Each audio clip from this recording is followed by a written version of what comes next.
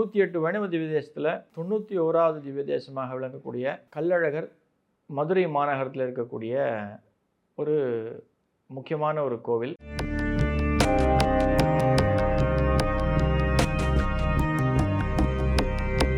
நமஸ்காரம். ரகசிய உண்மை நேயர்கள் அனைவருக்கும் என்னுடைய அன்பான வணக்கங்கள், வாழ்த்துக்கள்.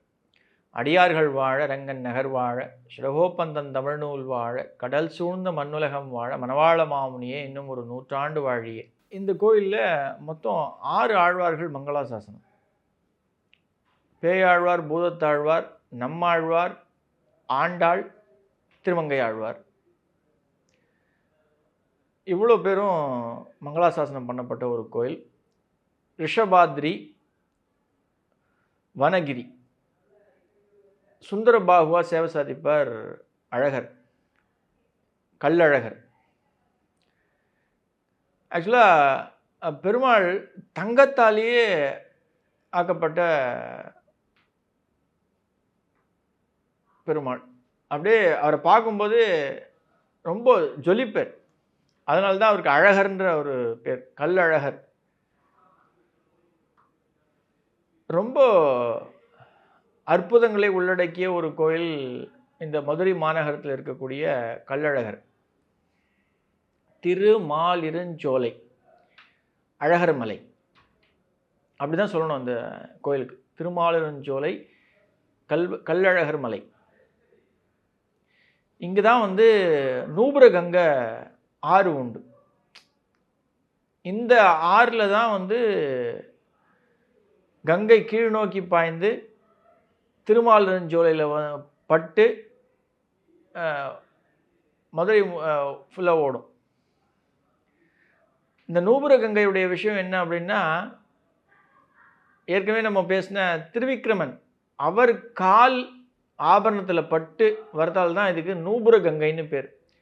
அது ஒரு ஒரு ஒரு துளி இந்த பூலோகத்தில் விழும், அது நூபுர கங்கையாக மாறி நமக்கு விழும். இந்த கோயிலுடைய மிக சிறப்பு அப்படின்னா, தொட்டி திருமஞ்சனம்னு விழான்னு உற்சவம்னு நடக்கும்.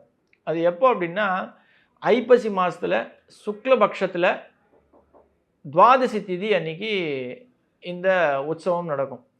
இந்த உற்சவத்துடைய சிறப்பு என்ன அப்படின்னா, பெருமாள் நூபுர கங்கை விழக்கூடிய அந்த திருமாலிருஞ்சோலை மலைக்கு மேலே ஏழை பண்ணு போவேன். அங்கே போகும்பொழுது அந்த ஆறு அந்த நூபுர கங்கை வழியும்.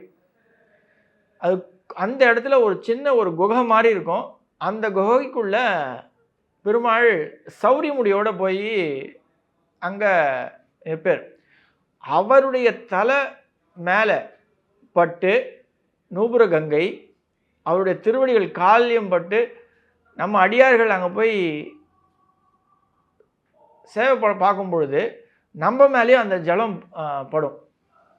பெருமாளுடைய தலை மேலே பட்டு அவருடைய திருவடிகளில் பட்டு நமக்கு மேலேயும் படும்.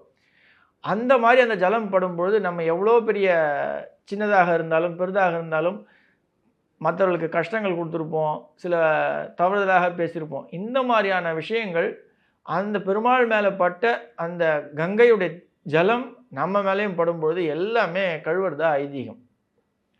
எப்பேற்பட்ட பாவங்களாக இருந்தாலும் இந்த தொட்டி திருமஞ்சன விழாவில் போய் உற்சவத்தை அன்னைக்கு போய் நீங்கள் கலைங்க. நான் திருப்பி சொல்கிறேன், ஐப்பசி மாதத்தில் சுக்லபக்ஷ துவாதசி திதி அன்னைக்கு தொட்டி திருமஞ்சன விழா ரொம்ப சிறப்பாக நடைபெறும் கள்ளழகர் கோயிலில் மலையில்.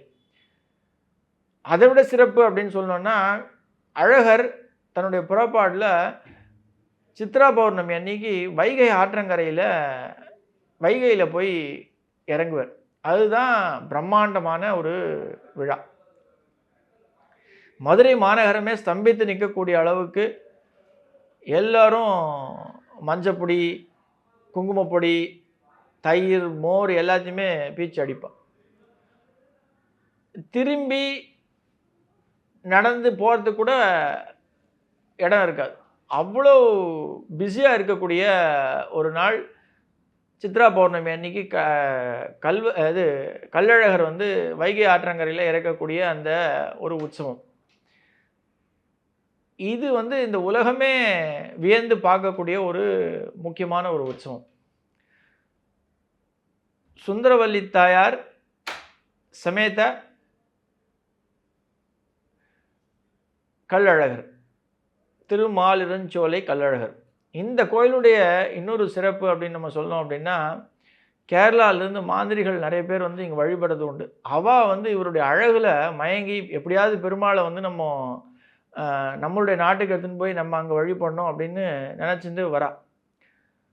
17 பேர் வரா.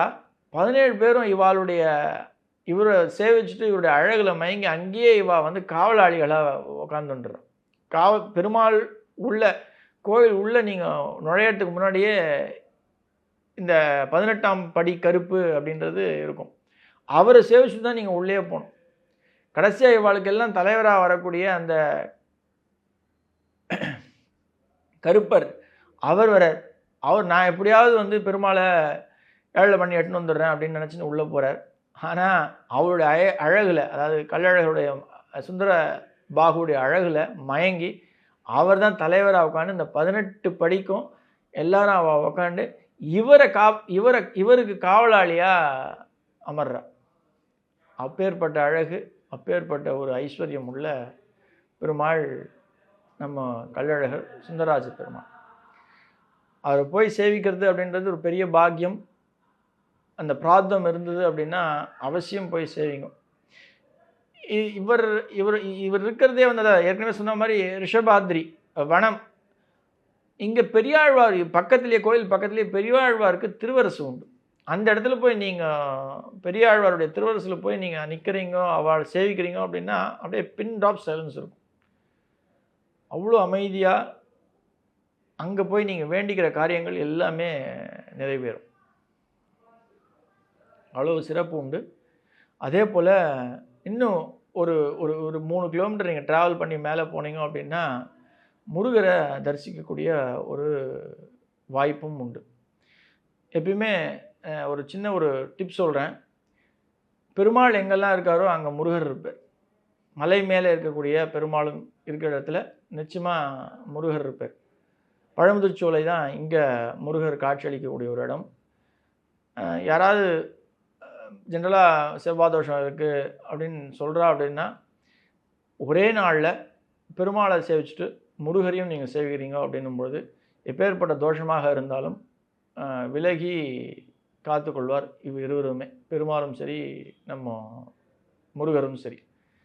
எவ்வளோ நீங்கள் நிறைய க்ஷேத்திரங்கள் பார்த்தீங்க அப்படின்னா மலை மேலே இருக்க பெருமாள் கிட்ட பக்கத்தில் நிச்சயமாக முருகர் இருப்பார். அது இங்கேன்னு கிடையாது, நிறைய இடத்துல உண்டு. ஷோலிங்கரில் உண்டு, திருவல்லிக்கேணியில் உண்டு, நிறைய இடத்துல உண்டு. நீங்கள் இந்த மாதிரி நீங்கள் போய் சேவிக்கிறீங்க அப்படின்னும் பொழுது பெரிய மாற்றங்கள் ஏற்படும். சுந்தரபாகுவை போய் சேவிங்க. அதுவும் நான் சொன்ன தொட்டி திருமஞ்சன திருவிழா வந்து ரொம்ப சிறப்பாக நடத்தப்படுகின்ற ஒரு விழா. ஏன்னா சித்ரா பௌர்ணமியில் நீங்கள் பெருமாளை போய் நீங்கள் பார்க்க தான் முடியும். அதுவும் அவர் வைகை ஆற்றங்கரையில் இருப்பார். அது வந்து ஹைலி ரிஸ்கேஷியஸான ஒரு விஷயம். ஆனால் பட் உங்களுக்கு பிராப்தம் இருக்குது அப்படின்னா நிச்சயமாக போய் சேவிங்க. மிக சிறந்த கோயில், அற்புதமான திவ்ய கஷேத்திரம், 6 ஆழ்வார்களால் மங்களாசாசனம் பண்ணப்பட்டது. அது ஒரு பெரிய பிராப்தம். நன்றி. ஆழ்வார் ஆச்சாரியன் எம்பெருமானார் ஜியட் திருவடிகளே சரணம். ஆண்டாள் பிச்சு குலிங்கம் திருவடிகளே சரணம் சரணம்.